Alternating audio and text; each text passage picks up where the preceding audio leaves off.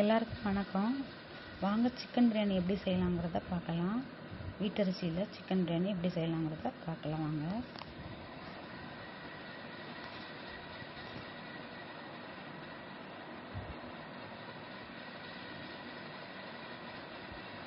Cooker வச்சு நெய் ஊற்றிக்கலாம்.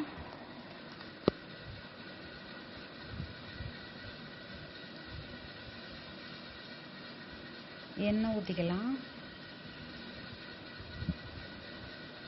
பட்டை சேர்த்துக்கலாம். 3 பச்சை மிளகாய் சேர்த்துக்கலாம்.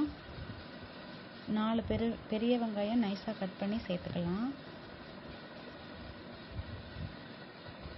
நல்லா வதங்கி பொன்னிறமாக வர அளவுக்கு நல்லா கிண்டிக்கலாம்.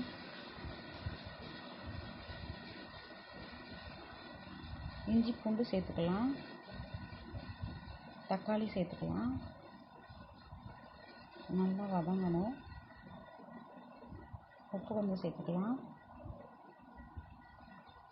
புதினா மல்லித்தழை கொஞ்சம் சேர்த்துக்கலாம். சேர்த்து பச்சை வாசனை இல்லாத அளவுக்கு நல்லா வதக்கிக்கலாம்.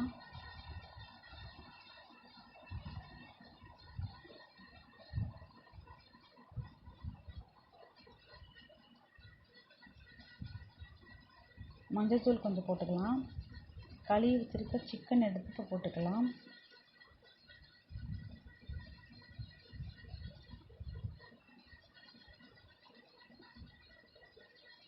நல்லா வதக்கிக்கலாம். தனி மிளகாய்த்தூள் 1 கரண்டி, சீரகத்தூள் 1 கரண்டி போட்டு நல்லா பொடி வாசனை போகிற அளவுக்கு நல்லா வதக்கிக்கலாம்.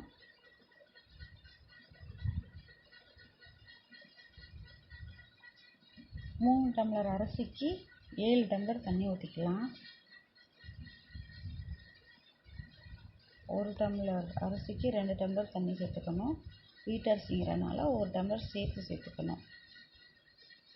3 டம்ளர் அரிசிக்கு 7 டம்ளர் தண்ணி ஊற்றிக்கலாம்.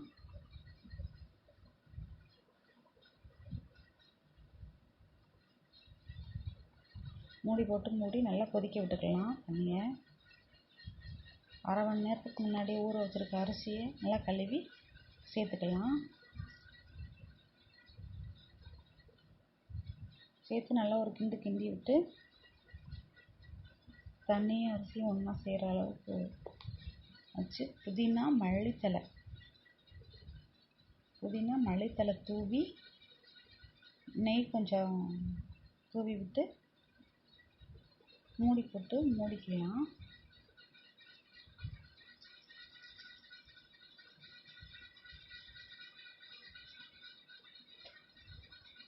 4 விசில் விட்டு ஓப்பன் பண்ணி பார்க்கலாம். நல்லா உதிரியாக நல்லா வந்திருக்கு பிரியாணி.